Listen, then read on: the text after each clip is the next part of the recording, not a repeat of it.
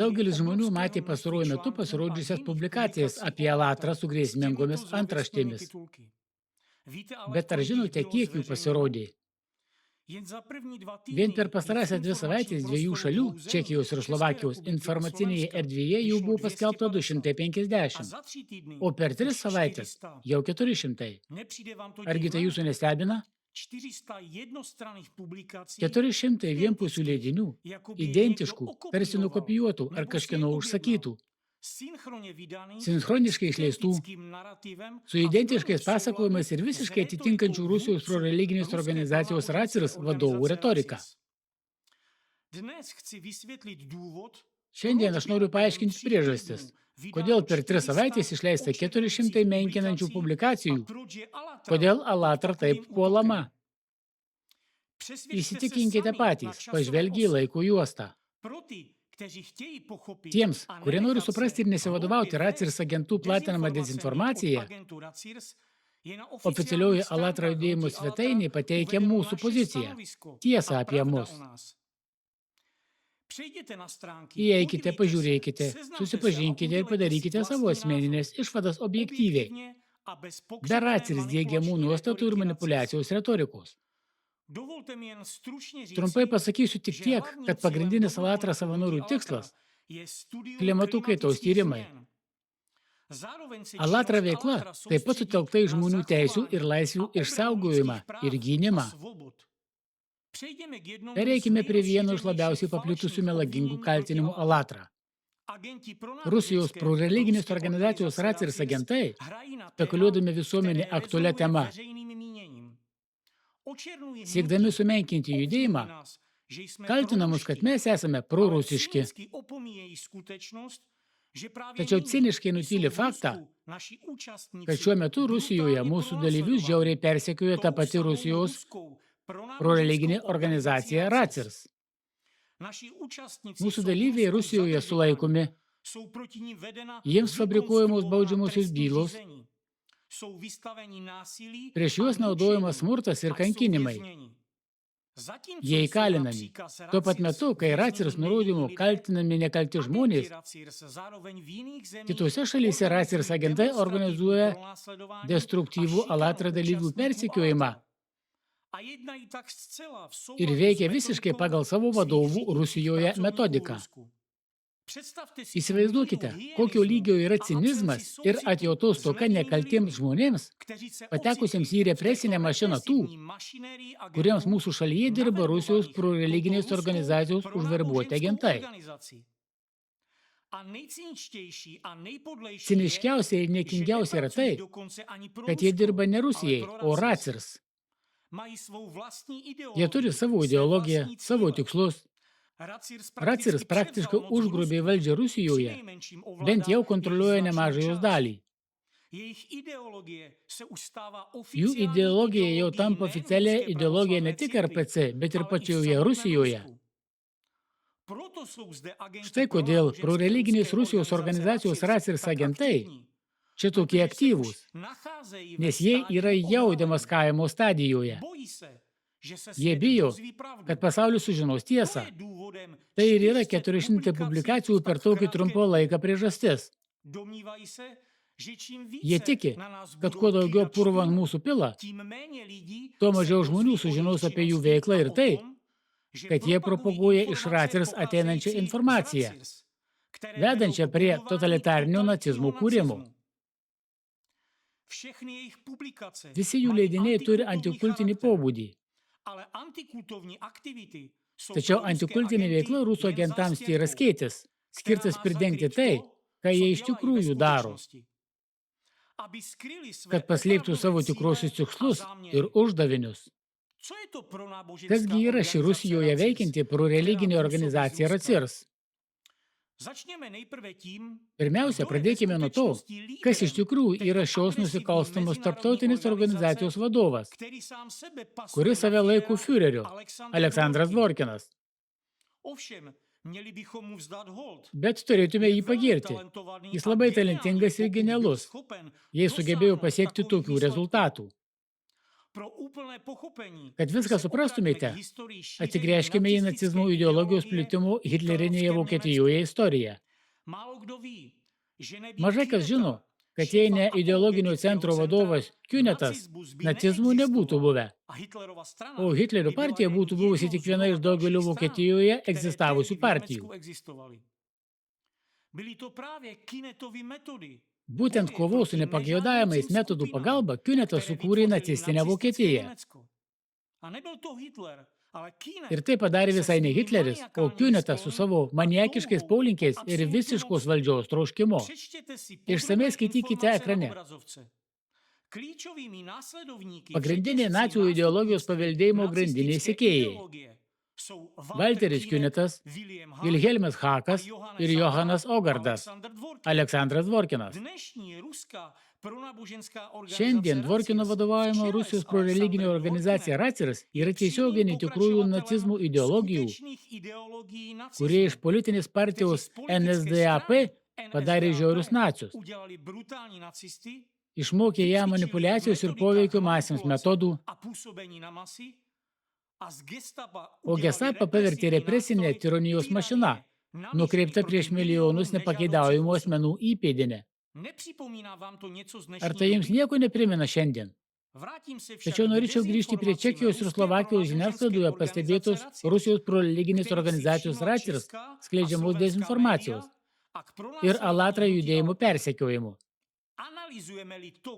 Jei paanalizuotume 400 naujausių Alatra diskredituojančių publikacijų srautą Čekoslovakijos informacinėje erdvėje, tai pastebėtume ne tik identišką turinį, bet ir ribotą šių tekstų autorių ir leidimų skaičių.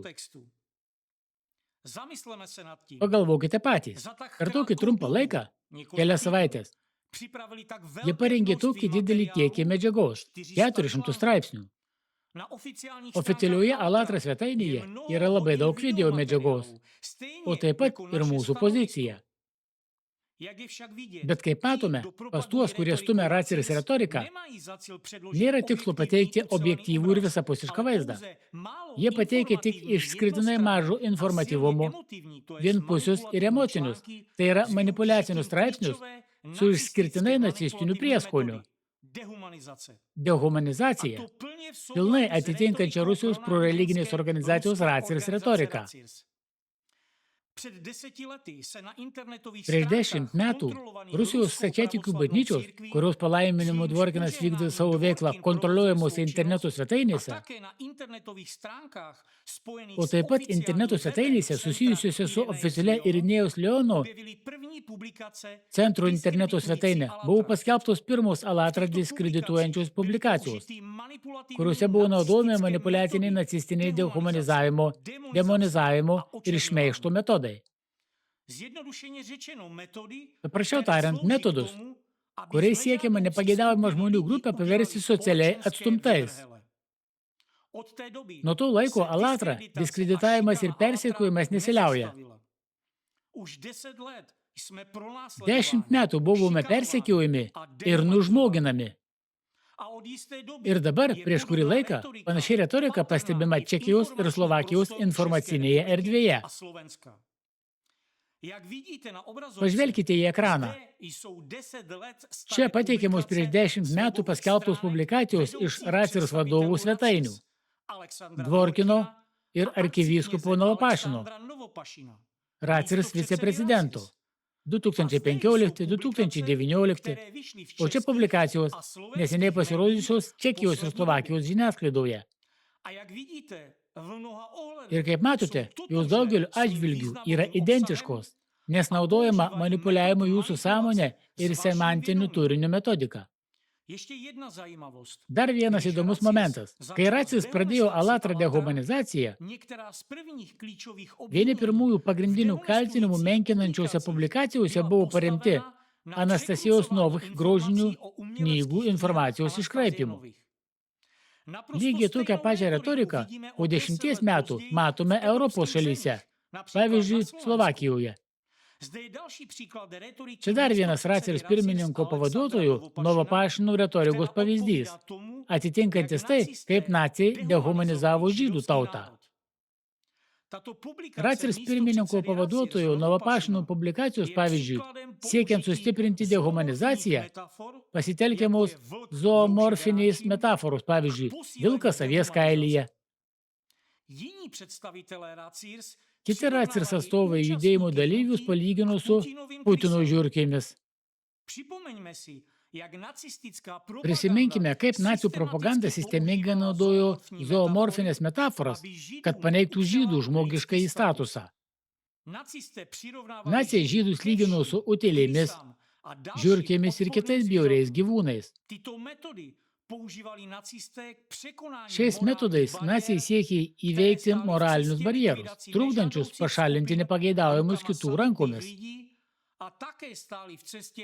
trukdančius masiškai naikinti žmones.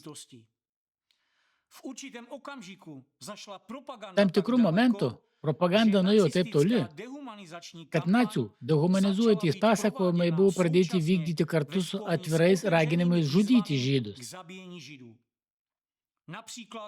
Pavyzdžiui, išnaikinti žydus kaip mirtinas bakterijas. Aš pateikiau faktus apie Ratzirs agentų vykdomą Alatra judėjimo persekiojimą. Tačiau nemanykite, kad jie taip elgėsi tik mūsų atžvilgiu. Tai vieninga Ratzirs metodika, kurios nurodymai taikomi daugelį nepageidaujamų organizacijų, įskaitant ir Jehovos liudytojus, mormonus, scientologus ir daugelį kitų. Ir net komercinės bendrovėms, pavyzdžiui, MV, Scepter ir kitoms. Jiems nesvarbu, ant ko kabinti geltonas žvaigždes, jie tik turi prieigą prie mūsų sąmonės, kad galėtų sumaniai jie manipuliuoti savo interesams. Ir ši Ratzirs metodinė medžiaga, jų sektų sąrašai visiškai atitinka nacių, vykdžiusių žydų tautos ir daugelių kitų nepageidaujamų grupių genocidą, metodinę medžiagą. Hitlerinėje Vokietijoje egzistavo juodieji sąrašai, kuriuos Hitleriui pateikdavo apologetinio centro vadovas Walteris Künetas. Tokie patys, visiškai identiški sąrašai šiandien egzistuoja Ratzirs, vadovaujant Dvorkinui, Küneto mokinių sekėjui ir mėgstamam mokiniui. Viskas parašyta ta pačia ranka, nacizmo statytojų ranka. Štai Ratzirs lyderio Dvorkino Jehovos liudytojų dehumanizavimo ir demonizavimo pavyzdys. O dabar prisiminkime, kad būtent Jehovos liudytojai vieni pirmųjų pateko į nepageidaujamų asmenų sąrašą Hitlerio Vokietijoje. Apie Jehovos liudytojų uždraudimą užsimena ir šioje knygoje. Jei Hitleris buvo nacių fiureriu, kas šiandien yra jų pasekėjų fiureris? Norėdami atsakyti šį klausimą, dar kartą pagalvokime, kur yra šiandieninių nacizmo pasekėjų ideologinis centras? Kas yra jų lyderis ir ideologinis įkvėpėjas? Atsakymas paprastas. Aleksandras Dvorkinas yra jų naujasis fiureris. Tai faktas, kuris kalba pats už save. Tai istoriniai įrodymai, tiesioginiai įrodymai, analogiški nacių metodai ir svarbiausia, tiesioginis nenutrūkstamas tęstinumas nuo nacių laikų iki šių dienų. Kyla teisėtas klausimas. Ar Europa šiandien bus tokia pat tyli, kaip ir 20 amžiaus trečiajame dešimtmetyje prieš antrą pasaulinį karą? Kodėl mes leidžiame naikinti demokratiją, tuo pat metu užmerkdami akis prieš nacizmo įvedimą? Dabar kreipiuosi į jūs, žurnalistai, teisininkai, prokurorai ir visus, kurie žiūrės šį vaizdo įrašą. Pasakykite, ar nacizmas, genocidas buvo teisėtas, ar ne? O kaip dėl to, kas dabar vyksta prieš judėjimo Alatra narius ir daugelį kitų organizacijų? Prieš milijonų žmonių, prieš jūsų tų, kurie privalo ginti demokratiją, mūsų teisės ir laisvę akis. Proreliginės rusiškos organizacijos Ratzirs agentų veiksmai, ar tai teisėta, ar ne? Ar tai žodžio laisvė? Ar tai žurnalistika, ar tai žmonės, kurie naudoja metodus visiškai panašius į nacizmo metodus ir kurių veiksmai veda prie tų pačių rezultatų prieš žmoniją, kuriuos jie mūsų akyse demonizuoja, ant kurių kabina geltonas žvaigždės. Dabar mūsų akyse, praėjus beveik 80 metų po pergalės prieš nacizmą. Taigi, ar mes nugalėjome nacizmą, ar jis nugalėjo mus? Tai pagrindinis šios dienos klausimas. Ar ne nacistų propagandos naudojimas ir kopijavimas vieni nuo kitų nėra nacių propaganda?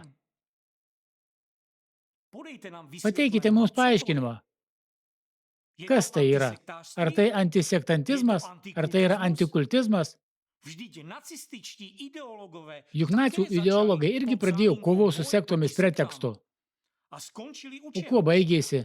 Genocidu. Milijonai žuvusiųjų. Ar tai teisėta, kas šiandien vyksta prieš mūsų akis? Ar teisėta slopinti ir naikinti demokratiją? Žmonių teisių pažeidinėjimas? Ir kodėl vieni jų save laiko dievais, likimų valdovais, o kiti beteisiais antžmogiais? Kas yra šie save vadinantys dievais?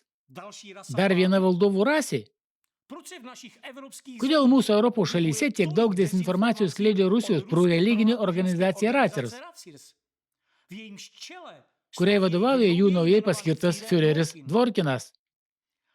Ir kodėl nei vienas iš jų iki šiol nebuvo patrauktas atsakomybėn už milijonų žmonių kančias, už didžiulio skaičių žmonių mirtis, prie kurių jie 30 metų vedė savo nacistinę naikinančią veiklą? Mes visi esame už tai, kad nacizmas daugiau niekada nekeltų galvos. Tačiau dabar matome, kaip jis ne tik pakėlė galvą, bet ir atvirai, kaip Vokietijoje nacizmo kūrimo metu, veikia žiniasklaidoje, politikų ir atsakingų žmonių, kurie turėjo ginti demokratiją kabinetuose. Bet ten jau šeimininkauja jie, nacistai. Ir kur? Pas mus Europoje, demokratinėse valstybėse. Jei tada tai nebuvo teisėta ir lėmė 6 milijonų žmonių genocidą, tai kodėl tai, kas dabar vyksta prieš įstatymus gerbiančius, sąžiningus, dorus, niekam grėsmės nekeliančius Slovakijos ir Čekijos piliečius, yra teisėta? Čia pateikiami straipsniai apie baudžiamą bylą, kurioje kaltinimai pareikšti Sirokovai ir kitiems žurnalistams iš šio vieningo koordinuoto prorusiškos proreliginės organizacijos Racers agentų tinklo, naudojančio manipuliavimo jūsų sąmonė metodus ir savo fiurerių Dvorkinų ideologinę retoriką. Žurnalistai, kurie vienai per kitai per savo vadybininkus yra susiję su šia Racers, ir jie atvirai, niekino nebijodami, nesislėpdami puola Slovakijos ir Čekijos bei kitų tautų žmonės, nesislapsydami ir vis tiek jaučiasi nugalėtojais. Jie jau sugriovė nacizmą stabdančius ir demokratiją stiprinančius saitus. O dabar aš pakartosiu dar kartą. Atvirai visiems prieš akis jie kabina geltonas žvaigždes. Ir nei vienas iš jų iki šiol nebuvo patrauktas atsakomybėn. Nepasitenkinimas reiškiamas dėl teisėsaugos institucijų kišimosi į žurnalistų darbą, kuris, anot tų pačių žurnalistų, esą yra teisių ir laisvių, įskaitant teisę reikšti nuomonę ir teisę į informaciją pažeidimas. Sakykite, ar atviras neapykantos kurstymas prieš nekaltus žmonės, jų adresų, vardų, pavardžių, darbo vietų skelbimas, jų dehumanizavimas visuomenės akyse ir akivaizdi jų diskriminacija dėl etiketės sekta? Ar tai yra saviraiškos laisvė ir teisė į informaciją? O tokios koordinuotos žiniasklaidos kampanijos pasekmės, kai žmonės praranda darbą, savo kaip žmonių statusą, kai visuomenės akyse jie pristatomi kaip ne žmonės, o neva sektantai, kai kasdien sulaukia grasinimų komentaruose ir agresyvios žinutės arba, kaip Jehovos liudytojų atveju, kai tėvai įkalinami, Vaikai siunčiami į vaikų namus, o iš ten į seksualinę vergiją. Kaip tai pavadintumėte? Spaudos laisvę? Žodžio laisvę? Raiškos laisvę? Arba kai jie daro įtaką politikams, priimdami antidemokratinius įstatymus, atimdami juridinės teisės, ar tai nėra nacizmas? Ar tai yra laisvė? Jei jums tokia veikla yra teisėta, arba jei sutinkate su ponios Cirokovos, kuri nemano, kad padarė nusikaltimą nuomonę, aš norėčiau jums priminti, kad vienas iš Niurnbergo proceso kaltinamųjų buvo pripažintas kaltu tik dėl informacinės propagandos, o ne dėl fizinės žmogžudystės. Julijus Štreicheris buvo nuteistas už švietėjišką veiklą, tai yra už informacinius išpolius. Jis teigė, tik švietė visuomenę ir nelaikė savo veiksmų nusikaltimais, nežmogiškais ar nehumaniškais. Koks kaltinimas už tokią švietėjišką veiklą? Pažvelkime į Niurnbergo procesą. Visi šie kaltinimai buvo baigti mirties bausme Štreicheriui. Dar kartą. Štreicheris teigė, kad ragino išnaikinti žydų tautą, bet netiesioginė prasme. Taip pat ir tie, kurie dangstosi tariama kova su sektomis, vadina šias organizacijas vėžiniais augliais, sąmoningai užsimindami apie jų išnaikinimą. Štreicheris teigė, kad jis sakė griauti sinagogas vien dėl architektūrinių priežasčių. Ar tai nepanašu į retoriką tų žurnalistų, kurie savo straipsniai sudaro sąlygas nekaltų žmonių genocidui savo vis dar demokratinėse šalyse, prisidengdami savo teisę į žodžio laisvę ir žurnalistinę etiką? Pagrindiniai jų argumentai yra tokie. Mes tik informuojame visuomenę. Mes nesame antikultininkai.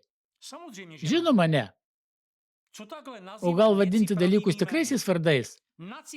Nacizmas – tai vienų žmonių pranašumas prieš kitus žmonės, kurie laikomi žemesniais.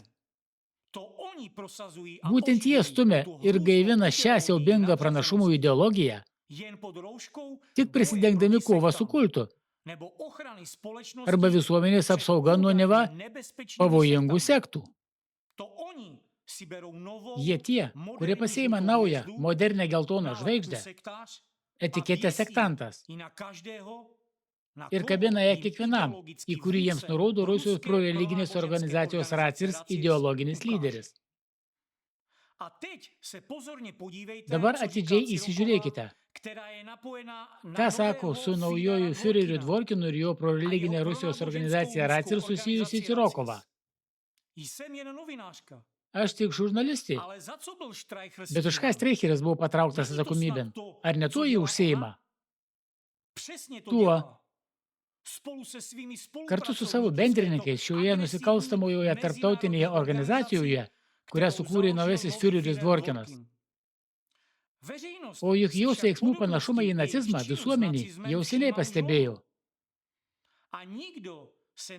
Ir tada jos niekas nestabdė. Ir niekas jos nestabdo dabar. Prieš 100 metų nacizmo ideologai taip pat pradėjo nuo veiklos, kuri buvo labai patogi nepageidaujamų naikinimui pradėti. Nuo kultų ir sektų sąrašų. Aš dar kartą primygtinai reikalauju. Paspauskite pauzę ir atidžiai pažvelkite į šią ekrano nuotrauką. Matote? Tada irgi prasidėjo nuo antikultizmo, o baigėsi nacizmu. Tačiau ir nacijai buvo teisiami ne už antikultinę veiklą, o už nacizmo propagandą ir nusikaltimus taikai ir žmonijai. Būtent už tai, ką pastaruosius 30 metų darė proreliginės organizacijos Racirs agentai. Būtent tai Cirokova ir kiti Rusijos proreliginės organizacijos Racirs agentai daro ir dabar, kurie neva informuoja visuomenę apie sektas. Bet ant jų klijuoja geltonas žvaigždes, ignoruodami visas tarptautinės ir pilietinės žmonių teisės. Juk Cirokovos ir kitų šio tinklo agentų veiksmai ne tik panašūs į Štreicherio veiksmus, bet daugeliu atžvilgių visiškai tapatus ir vedantis prie to paties. Tik naciai už tai gavo atpildą, o šie nacių nusikaltėliai po 80 metų visų akyse kartoja savo nusikaltimus. Klausimas yra apie demokratiją ir nacizmą. Ar šis Streicherio teismas yra prietaras ar precedentas? Kas tai yra? Ar tai precedentas, ar išankstinis nusistatymas? Jei kalbame apie didįjį Dvorkino nacizmą, tai jis daugeliu atžvilgių yra visiškai identiškas Kiunetu įtvirtintam nacizmui. Palyginkite, pažiūrėkite ir įsitikinkite patys. Ir palyginkite Cirokovos ir Dvorkino veiksmus. Jie praktiškai identiški. Taigi, ar tai galima vertinti kaip precedentą, ar kaip išankstinį nusistatymą, kalbant apie mūsų ateitį, demokratiją ir nacizmą? Vienas naujausio Alatra judėjimą diskredituojančių straipsnių buvo paskelbtas lapkričio 4 dieną portale Cezmam Sprava. Manau, kad būtina paminėti šį faktą šiame vaizdo įraše, nes tai yra dar viena manipuliacijų, faktų klastojimo ir šmeižto porcija, be kita ko naudojant nacistinį dehumanizacijos metodą, o taip pat todėl, kad apie šį straipsnį buvo surengtas telefoninis pokalbis. Spalio 29 dieną man paskambino šio straipsnio autorė Kristina Cirokova. Ką norėtųsi pažymėti iš šio pokalbio? Aš paklausiau jos, ar jis žiūrėjo mūsų forumus arba bent jau filmo Poveikis dokumentus. Jie atsakė neigiamai. Aš nežiūrėsiu 8,5 valandos konspiracijos. Ką tai jums sako? Kad jos publikacijos apie Alatrą yra Rusijos proreliginės organizacijos Racirs kuratorių užsakyta medžiaga, propaguojant išimtinai Racirs retoriką. Apie tai, kad kai žurnalistas tampa Racirs tarnyboje, nebelieka vietos nepriklausomam požiūriui, žurnalistės etikos taisyklėms, tiesai ir objektyvumui, sveikam protui ir žinoma, demokratijai bei žmogaus teisėms. Jei Racirs ideologija yra nacizmas, tai ko galime tikėtis iš Racirs agentų, bendrininkų ir žmonių, dalyvaujančių įvykdant jų retoriką ir tikslus, prisidengusių antikultinę tariamai kovos su sektomis priedangą. Iš žurnalistų dalyvaujančių antikultinėje veikloje, o iš tikrųjų skleidžiančių dezinformaciją, gaunama iš Rusijos proreliginės organizacijos Racirs ir propaguojančių nacistinę ideologiją, apskritai galima pastebėti, kad jie jos nestudijuoja ir į ją nesigilina. Kodėl? Jei gaunamas užsakymas, tai ir pinigai eina. Jei toks yra jų valdininkų iš Racirs užsakymas. Tai absoliučiai kontroliuojama organizacija, kurios centras yra Rusijoje. Jų tikslas – destabilizuoti padėtį, sukelti chaosą, kurį vėliau jie bandys perimti į savo rankas. Taip pat atkreipsiu dėmesį į viešai prieinamą faktą apie kitas jos antikultinės publikacijas. Kristina Cirokova ne tik klijuoja nepageidaujamos organizacijoms dehumanizuojančių sektų etiketę, bet ir sėkmingai kritikuoja valdžios institucijas, kritikuoja vyriausybę ir transliuoja temas, kurios skaldo ir provokuoja konfliktus visuomenėje, o tai negali nedestabilizuoti visos mūsų šalies. Panašiai elgėsi ir kitų šalių, įskaitant Rusiją, o konkrečiai Racirs kovoje su sektomis dalyvaujantys asmenys. Ir tai negali būti atsitiktinumas, nes tai yra dėsningumas, rodantis jų tikrosius interesus, vieną jų veiksmų kontrolės ir koordinavimo centrą. Tie, kurie parašė straipsnius, yra tarpusavėje susiję, tarp jų Jakubas Jaglas, Ivanas Škodava ir kai kurie kiti Čekijos bei Slovakijos žurnalistai, dalyvaujantys šioje antidemokratinėje, antikultinėje veikloje. Vienas svarbiausių šio agentų tinklo asmenybių yra Zdeněkas Vojtyšekas, kurį jie nekartą minėjo. Tačiau kas yra Zdeněkas Vojtyšekas? Pateiksime tik trumpą informaciją. Tačiau pabrėšime, kad šis čekų vadinamasis kovotojas su kultais nekartą prisidėjo prie dehumanizacijos kampanijos prieš Alatrą judėjimą. 9-ojo dešimtmečio pradžioje, gyvendamas Johaneso Ogardo informacijos centre Danijoje, Zdeněkas Vojtyšekas susidūrė su daugeliu kitų Johaneso Ogardo mokinių, kurie tuo tarpu lankėsi centre. Tuo pačiu metu Johaneso Ogardo kvietimu pas jį lankėsi ir Aleksandras Dvorkinas iš Rusijos. 1993 metais Čekijoje buvo įkurta sektų ir naujų religinių judėjimų tyrimo draugija.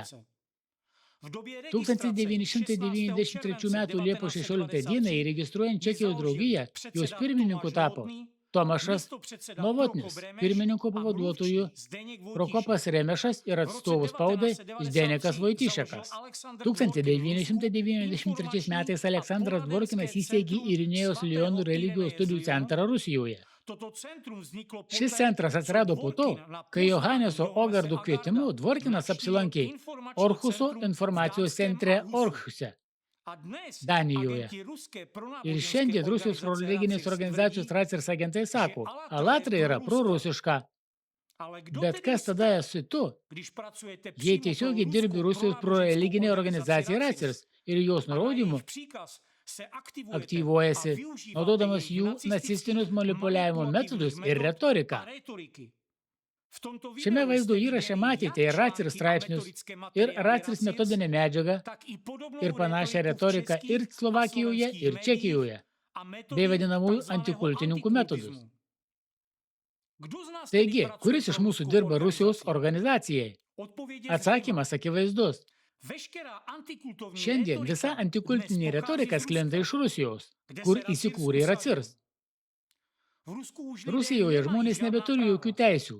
Visi ekstremistai, sektantai, niekšai, visi sodinami į kalėjimą ir visi žmonės yra antrarūšiai, neturintys teisių. Visi, kurie nėra pavaldus RPC. Bet vis tiek, čia jų agentai, pažeisdami visus demokratijos pagrindus, visas žmogaus teisės, mus ir dešimtis kitų organizacijų bei šimtus kitų įvairių tautų ir religijų atstovų vadina sektantais, kartodami prorusiškos proreliginės organizacijos Racers retoriką. Štai konstitucija, štai įstatymai. Kodėl nacizmas, dėl kurio praeityje buvo nužudyti 6 milijonai žydų ir 10 milijonų žmonių pasaulyje, šiandien atgimsta Čekijoje ir Slovakijoje? Tarp mūsų šalių piliečių yra tiesiogiai užverbuotų Rusijos proreliginės organizacijos Racers, kuriai vadovauja Aleksandras Dvorkinas, Aleksandras Novopašinas agentų. Ir jie siekia įvertinti nacizmą, vienų pranašumų prieš kitus ideologiją. Ir šį tikslą jie įgyvendina tais pačiais nacistiniais metodais, kaip ir jų vadovai iš Racers, tiesioginiai nacių ideologų įpėdiniai. Ar kas kada nors susimąstė, kodėl smegenys plaunamos tiesioginių ir netiesioginių įtikinėjimo metodais? Juk tai ne tik melas ir manipuliacija, bet ir smurtas prieš asmenybę, smurtinis pasaulėžiūros pakeitimas. Būtent tai Vokietijoje lėmė, kad labai protingi išsilavinę Vokietijos žmonės buvo dirbtinai sukurti naciais. Šiandien jums plaunamos smegenys, jūs verčiami naikinti įstatymus, kurie turėtų jūs apsaugoti. Kodėl? Pažiūrėkite, kas pirmiausia nutiko rytų Ukrainoje, kai 2014 metais Rusija okupavo Donecko ir Lugansko regionus. Jie konstitucinių lygmenių įteisino antikultinius naratyvus ir vienintelę dominuojančią religiją – Rusijos pravoslavų cerkvę, RPC.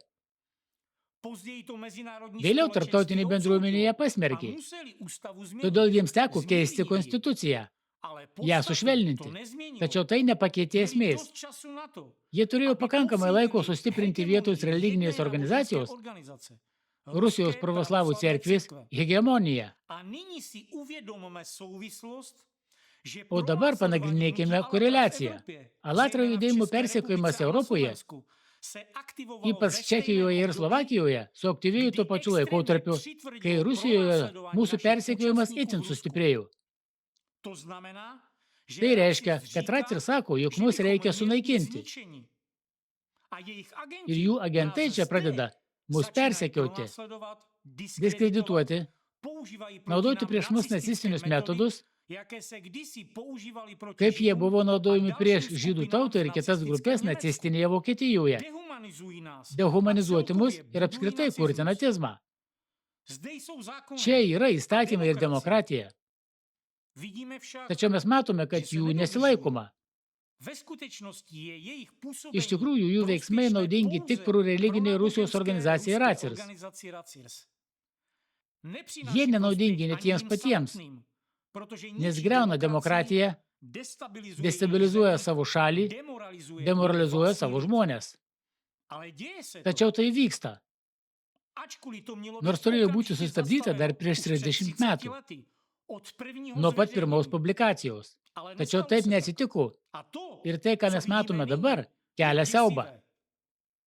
Jei ji būtų sustabdyta tada, Rusijos asociacija Racirs nebūtų turėjusi galimybę skleisti savo retoriką, propagandą ir verbuoti naujus agentus. Dar kartą pateikėme kelių pastarųjų savaičių diskreditacijos kompanijos prieš Alatrą išleidimų laikų juostos vaizdą. Kaip ji baigėsi? Demonstratyvių prokurorų nubaudimu už bandymą ginti demokratiją. Tai teroristinis išpuolis, prokurorų bauginimas, kad kiti išsigąstų ir daugiau to nedarytų, kad jie bijotų ginti demokratiją. Be to, prokurorai buvo išvaikyti, pasakius, kad nėra tokių dalykų kaip antikultizmas. O ką bendro turi antikultizmas, kai kalbame apie nacizmo atgaivinimą Rusijos Racirso ir jo fiurerio Dvorkino naudai? Taip išeitų dabar nėra kam ginti demokratijos. Ką darysite su šiais faktais? Užsimerksite? Tuomet esate nusikaltėliai, nacizmo kūrimo bendrininkai, visi, kurie užsimerkite.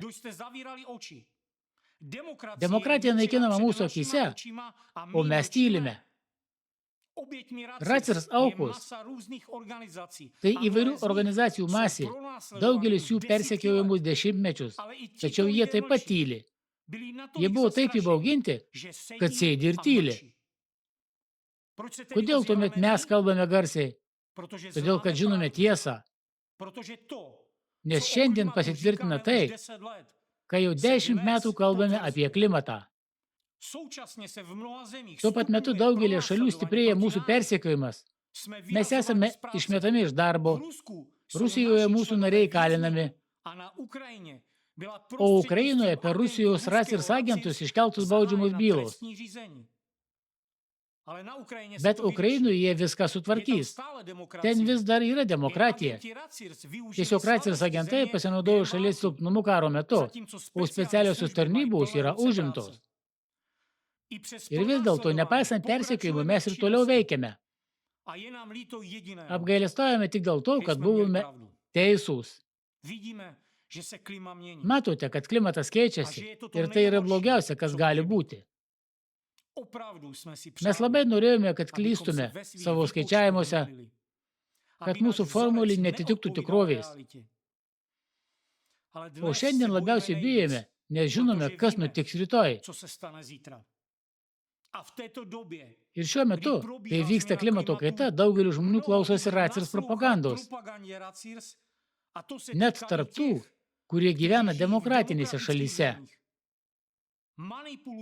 Jumis manipuliuoja Racirs popai, su šiais niekšais, kurie prisidengia žurnalistų vardu, o tuo pat metu pažeidinėja jūsų teisės,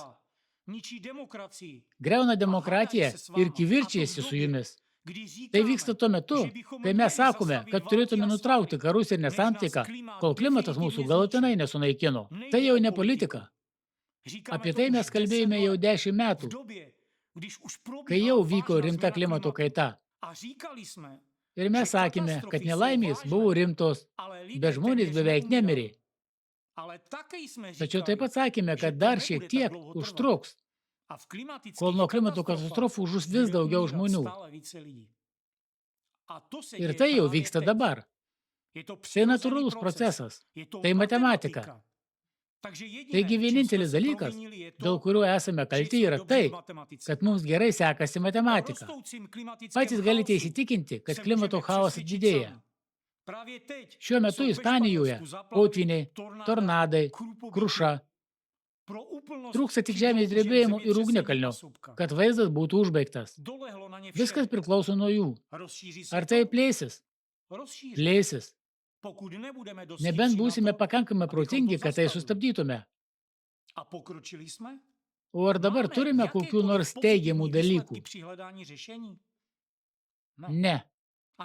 Ir užuot Alatra darė tai, ką darėme visą gyvenimą iki šiol, mes turime kovoti už kiekvieno žmogaus teisę šiame pasaulyje ir ginti demokratiją. Mums nėra ko gėdytis ir ko bijoti, nes mes puikiai žinome, kas nutiks per artimiausius 4 metus. Visi mūsų argumentai nėra mūsų išgalvoti. Už kiekvieno grafiko stovi institucijos ir labai svarbus mokslininkai. Viskas, ką mes darėme, tai paėmėme įvykius ir duomenis ir juos sujungėme. Ir iš mūsų juokėsi. O dabar, vaikinai, jūs matote, kas iš tikrųjų vyksta dabar. Ar jums patinka tai, kas vyksta dabar, pavyzdžiui, daugybė mirčių Ispanijoje? Ar tai, kad Čekijoje, Slovakijoje kilo niokojantis potvyniai, kurie sukėlė tiek daug sielvarto? Ne. Bet jums tiesiog patinka gyventi šiandien, nesuvokiant, kas bus rytoj. Svarbu suvokti, kad žemės drebėjimų dinamika jau artėja prie 6 balų stiprumo, kai dar visai neseniai 5 balų stiprumo žemės drebėjimai buvo retenybė. Ypač didelį nerimą kelia giluminių žemės drebėjimų augimas, nes po jų pasekmės yra tiesiog katastrofiškos. Nebuvo nei vienos savaitės, kad 6 balai nebūtų buvę vandenynų gelmėje. Tai tarsi mėtyti atominės bombas ir žiūrėti, ar jos sprogs ar ne. Šiuo metu mes esame tokioje pačioje situacijoje. Ką jums pasakys žemės drebėjimas tokiame gylyje? Apie energijos perteklių. O dabar pagalvokite, kas atsitinka. Kur tai veda?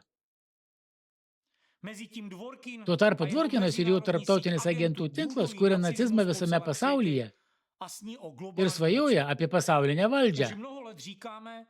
Jau daug metų mes kalbame, kad būtina sukurti tarpdisciplininę komisiją, kad mokslininkai susėstų prie vieno stalo. Racirs agentams, patikslinsiu, ne tam, kad susėstų su mumis ir ne tam, kad ateitų pas mus, o tam, kad susėstų ir kartu spręstų problemą, kad tarp jų prasidėtų dialogas. Tai rimta, tai svarbu. Ar yra tokia komisija? Ne. Priešingų atveju, ką darysite su savo šeimomis? Kaip jas apsaugosite? Klausysite nacių, kurie sakys, jums viskas gerai, prisitaikykite. O dėl to kalti scientologai, baptistai arba alatriečiai. Ir žinoma, jie šauks, kad alatriečiai jūsų neapgaudinėjo. Tačiau apie tai kalbame jau 10 metų. Jei Racirs agentai būtų protingi žmonės, jie stovėtų petys į petį su mumis. Bet jiems įsakymus duoda viršininkai. Tai panašu į žmogų, kuris savo kūnu saugo automobilį nuo krušos. Kol jums plauna smegenis, daugelis iš jūsų juos saugo. Saugo Racirs agentus. Ir tada jie nesustoja savo nacizmo metoduose. Jie eina toliau, verbuoja agentus, atiminėja jūsų turtą, pažeidinėja jūsų teisės ir vykdo represijas. Pažiūrėkite, kas vyksta Rusijoje ir kitose šalyse. Kiek dar žmonių turi kentėti, kad visuomenė suprastų, jog pasaulyje atgimė nacizmas. Prisiminkite vokiečius. Jie buvo protingiausiai išsilavinusi tauta. Kiek daug didžių žmonių jie davė žmonijai. Technikos laimėjimų, muzikos šedevrų. Labai išsilavinusi tauta. O kuo ji tapo? Pasidavusi Kiunetų apologetinio centro manipuliacijams, prieimusi pranašumų ideologiją, nacizmų ideologiją. Ir dabar tai įgyvendinama tokiu pat būdu. Kokiu tikslu? Kam tai naudinga? Istorija kartojasi, bet ji neturėtų kartotis. Maždaug prieš 100 metų nacizmas pradėjo reikštis. Taip pat ir apologetinio centro sienose, šiame centre sukurtuose nepageidaujamų asmenų sąrašuose. Bet ar turėtume kartoti šią spiralę? Dabar aš kreipiuosi į jūs. Visi, kurie pasisako prieš nacizmą, kurie pasisako už demokratijos išsaugojimą, prašau, išplatinkite šį vaizdo įrašą, perduokite šią informaciją kitiems. Taip, daug žmonių mano, kad tai jų neliečia. Lygiai taip pat, kaip ir daugelis žmonių Vokietijoje nacizmo iškilimo metu manė, kad tai jų neliečia, ar kad nacizmas negali egzistuoti jų šalyje. Tačiau tai liečia kiekvieną iš mūsų, kaip ir klimato kaita. Tai liečia tiesiogiai jūs. Jums nepastebint, kaip jumis manipuliuoja Širac ir nacių statytojai. Daugiau apie tai kalbėsime kituose vaizdo įrašuose. Tačiau dabar jei esate už demokratiją, prašome tai skleisti, kad nacizmas nenugalėtų. Visi turėtų žinoti ir suprasti, kad nacizmas grįžo ir dabar reikia užtikrinti, kad jis galutinai nenugalėtų. Tegul kiekvienas sąmoningai pasirenka, jis už nacizmą ar demokratiją.